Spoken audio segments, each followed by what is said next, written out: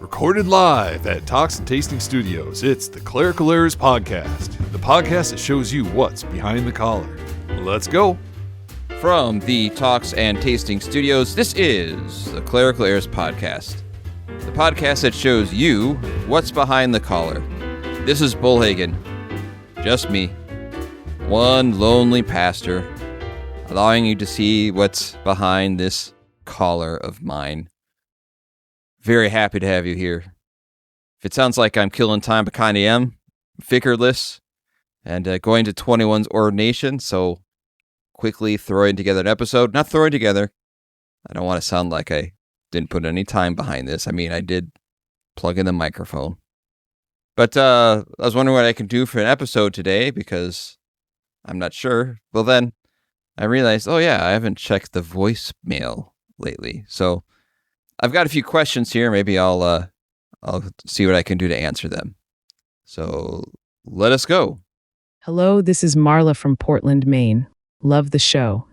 Our church has started clapping after special music. At what point does this officially become contemporary worship? I would love to hear your thoughts on this. Thank you for all that you do. Love the show. All right, Marla, thank you for the question. I didn't realize we had listeners all the way in Portland, Maine. Glad you like the show. One thing I would say is contemporary. I struggle actually with that word contemporary. Because if you're going to use that label, by the way, this is a very systematic thing to do, to argue about the wording, the word rather than the content. But I will say this. Did you notice when you have a contemporary worship, the assumption that is made, that if you don't do contemporary worship, then your worship is not contemporary. See what kind of thing that does there? What I would suggest that actually the liturgy is contemporary in the sense of it is what we need today. So that's the first thing I would say is you can argue about what the label is, okay? But that word, you cannot nail down what it means, okay? For some, a contemporary worship could be simply singing a new hymn. What is contemporary worship? And that's what I don't necessarily like about that title is it's not actually very descriptive. It doesn't really tell you anything outside of we're trying to stick with the times. And it makes an assumption that if you're simply following the liturgy, that's not contemporary. And I would say this, it's kind of funny how, I know, obviously, I know a lot of vicars and a lot of young people, and guess what they want? Not contemporary. So if you want contemporary music, then you don't make it contemporary. Wrap your brain around that, Marla. I just blew your mind. So that's the first point I want to make. With all this things to being contemporary, you kind of lose something. Already when you use that word, you're already showing something, and you have a tell. So that's one point. The other point is clapping after special music. I think that could be a slippery slope at some point because it makes it more of a performance. And really, our focus is on what God gives to us. So I don't really worry about that title for your case. I would be more concerned if they are saying it is a contemporary worship service, because then once you start using that word, that is more, but I wouldn't get too wrapped up in the title that it gives, more about the reverence of the service. So hopefully answers that question. Thank you for calling. Next. Hello, this is Dale from Akron, Ohio, 6'2", 280.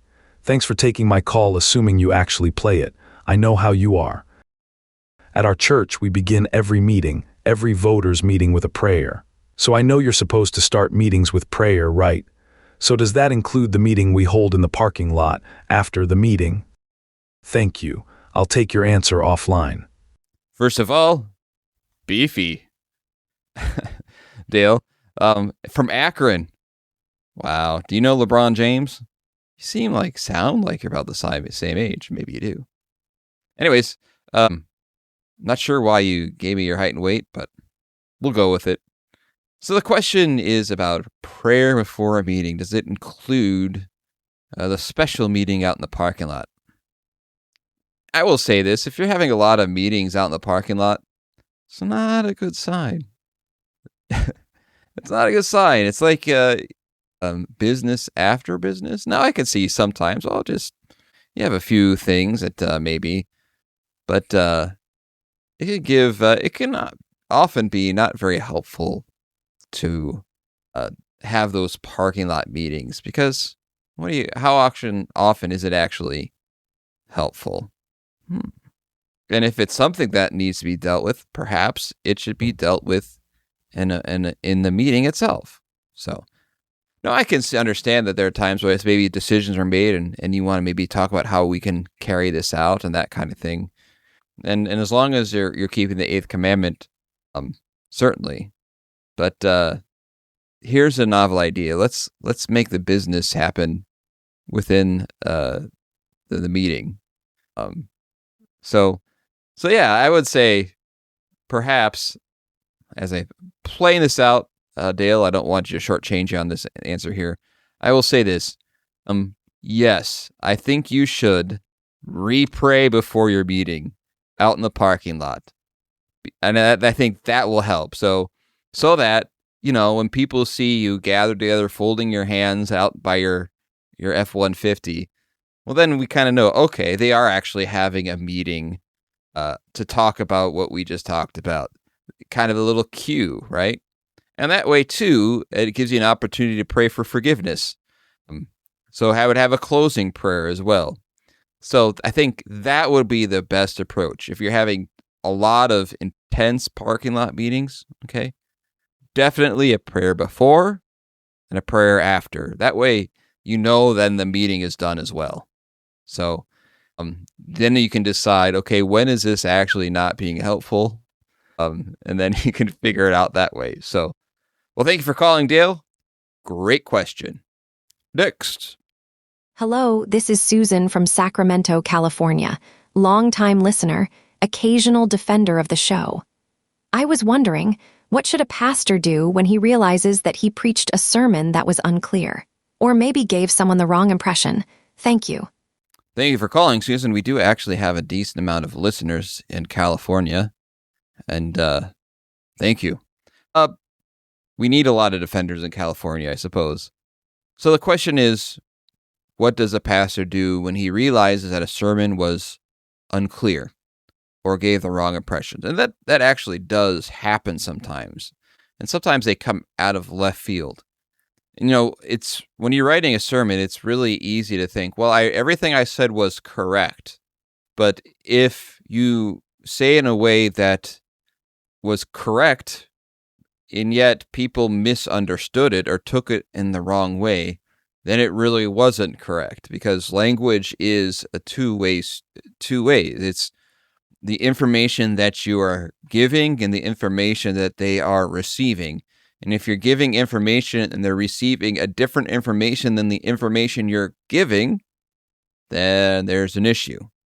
And sometimes it is the pastor maybe was unclear, or sometimes the listener just didn't happen to catch it that time. And sometimes that happens.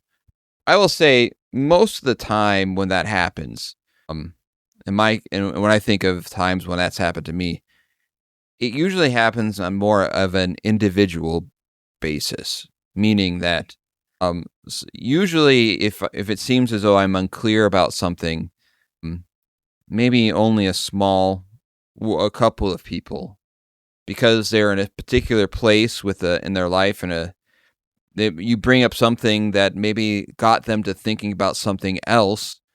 It led them to understand it as they applied it to themselves in a way that you did not mean it. And so the first thing I will say is, when that happens, the only way a pastor is going to know is if you talk to him. So, Susan, the first thing I would say is that happens. If you think you might have misunderstood or thought something was unclear, go talk to him. Ask him, did you mean this? This is how I understood this. And that is actually, when people do that, that actually is very valuable information because preaching a sermon is a two-way street.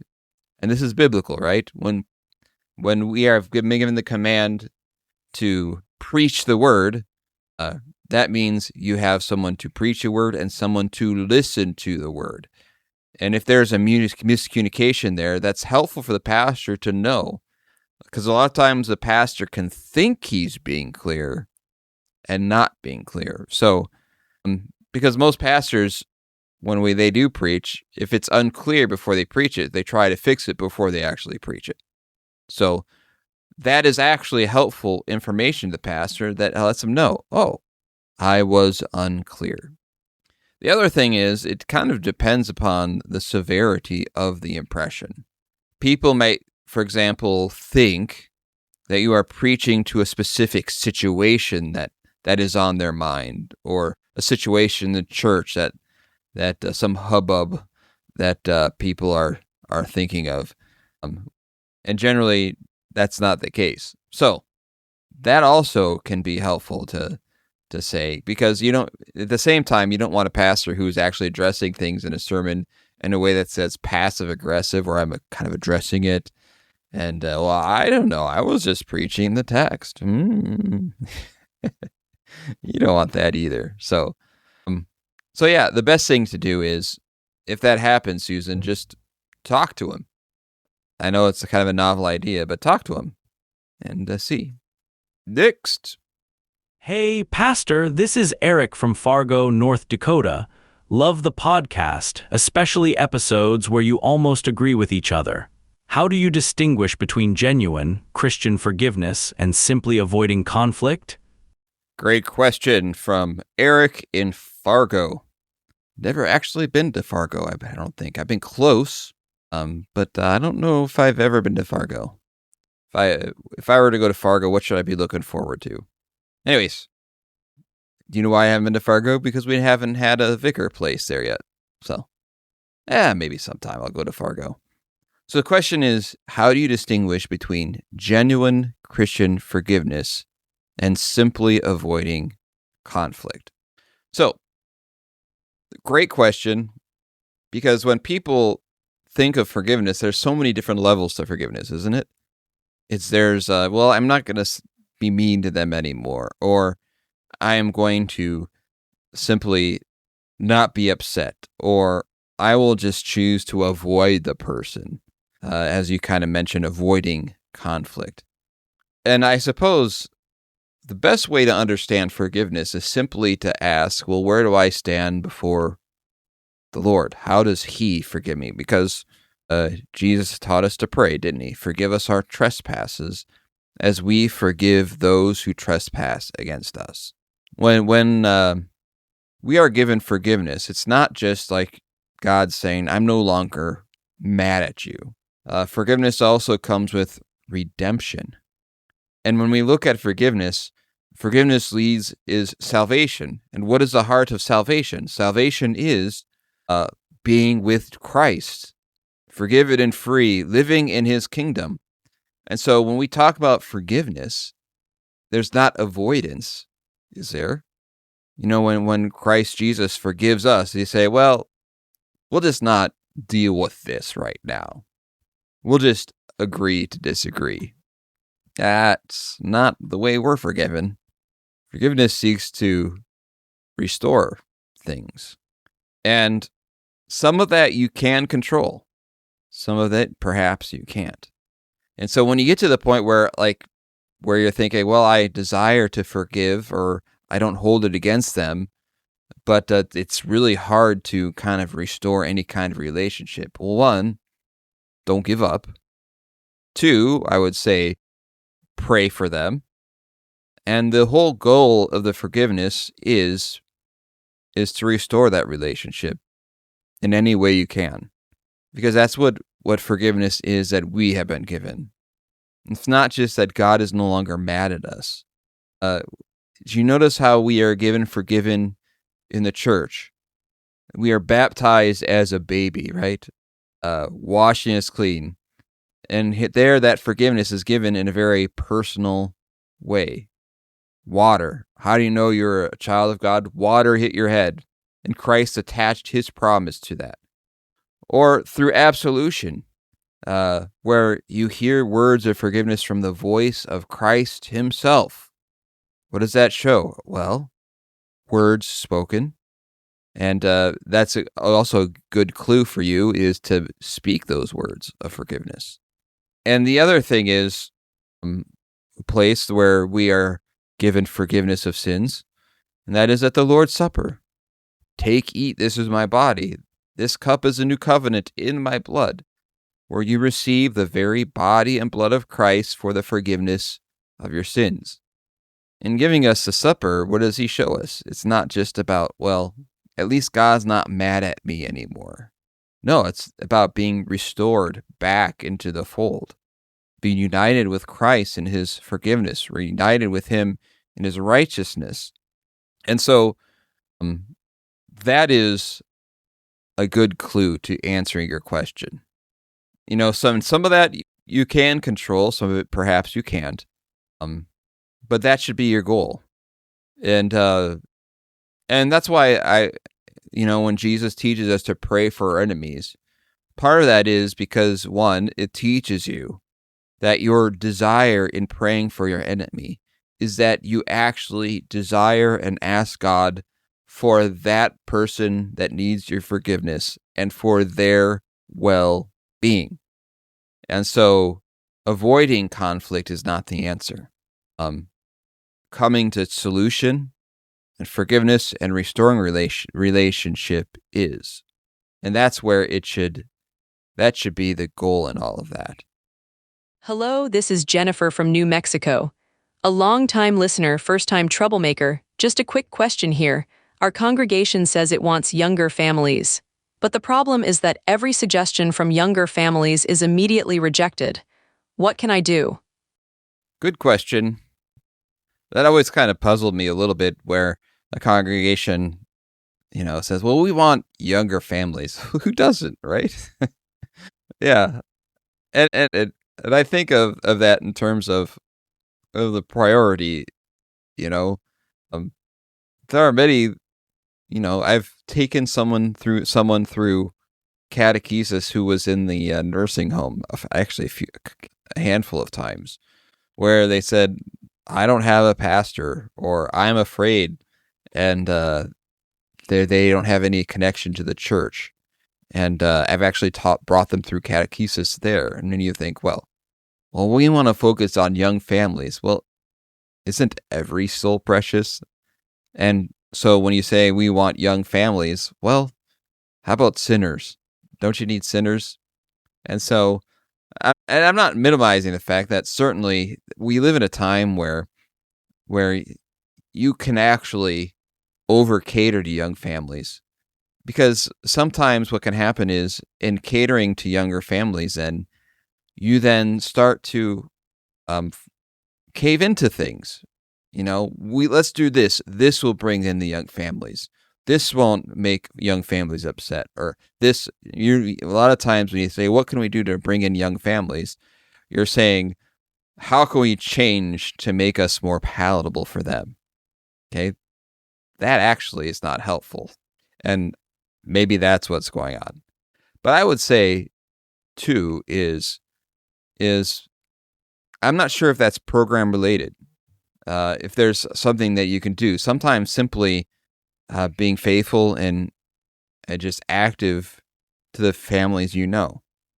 And I guess I struggle with this question, too, because at some point we need to realize something in this whole discussion. Sometimes when people think, well, people may have left the church or not interested in church anymore, you could say, well, what are we doing wrong? There used to be, when I was first a pastor, this whole idea that if you just get people in the building and you get people, everyone's kind of interested in Christianity, they just don't know, if you just show them.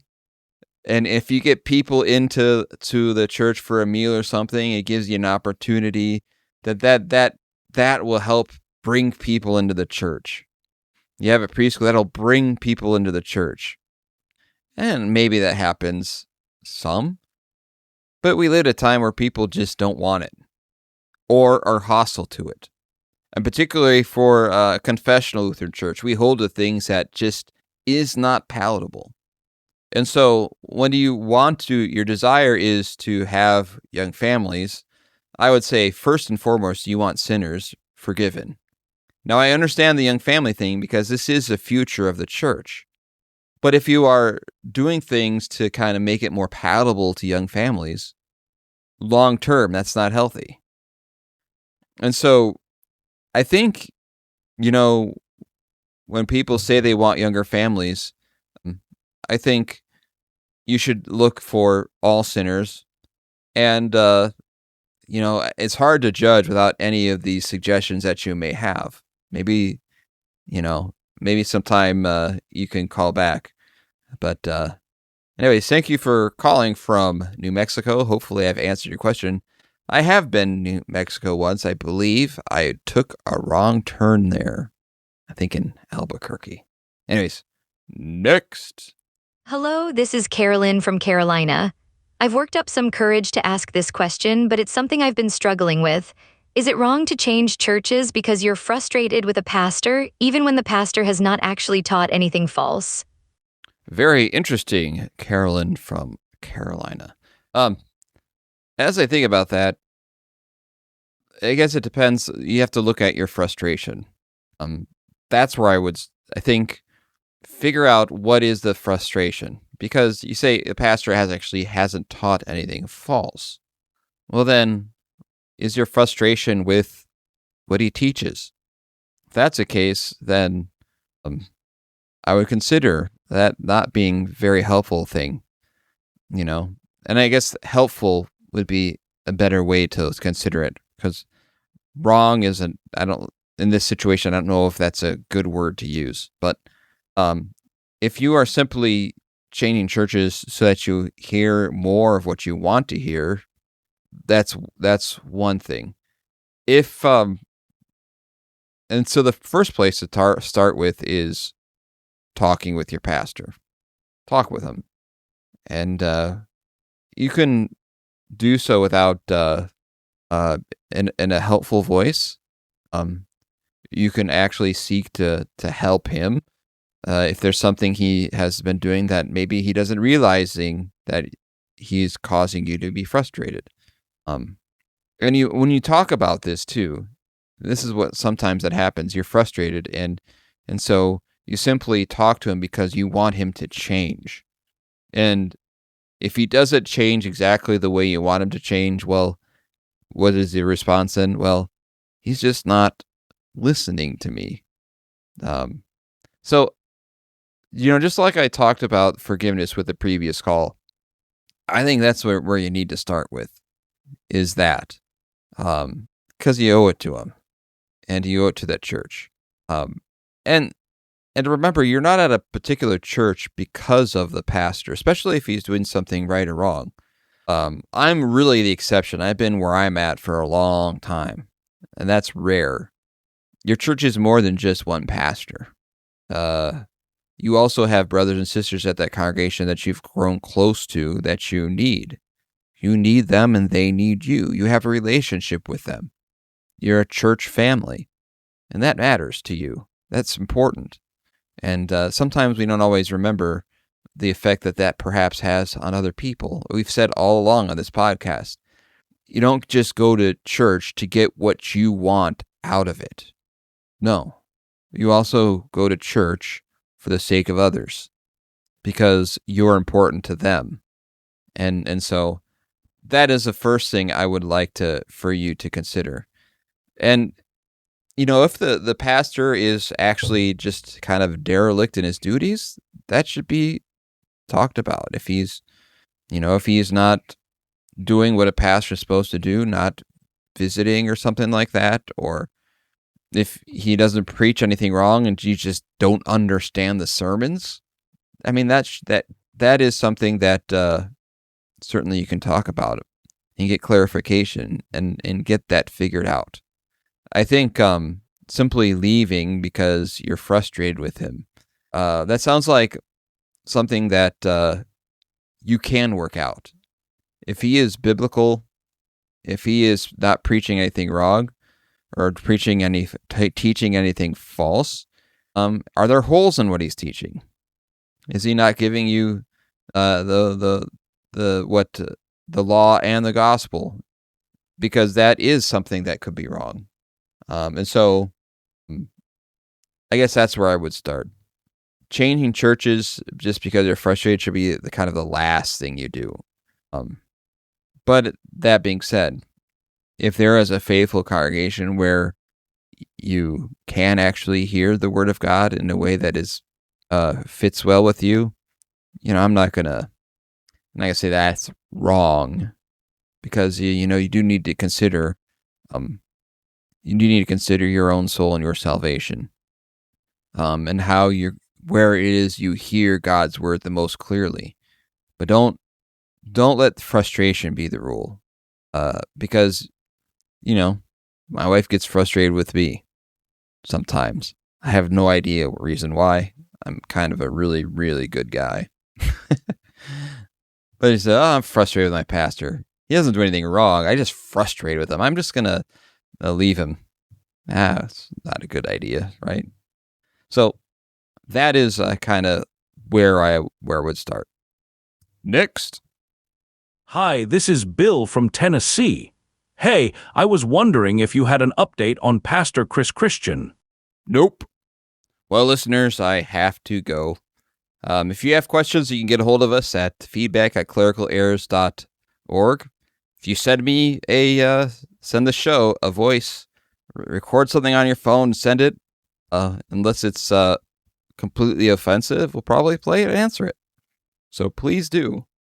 That being said, thank you for listening.